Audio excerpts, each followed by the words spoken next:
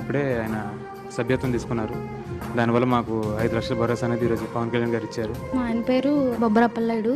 అతను జనసేన క్రియాశీల సభ్యత్వం తీసుకున్నారు.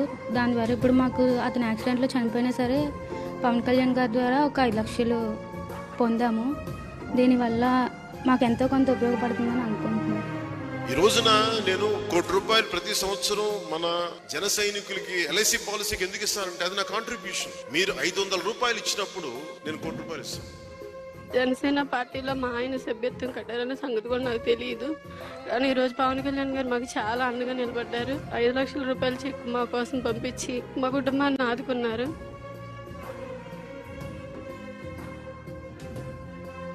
పార్టీ గురించే పోకలాడాడండి, పార్టీ గురించే వెళ్ళాడండి.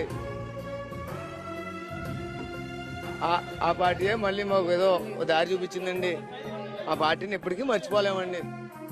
వారు మా అబ్బాయి క్రియాశీలక సభ్యత్వం ఉన్నందువలన ₹5 లక్షల బీమా అందించడం జరిగింది.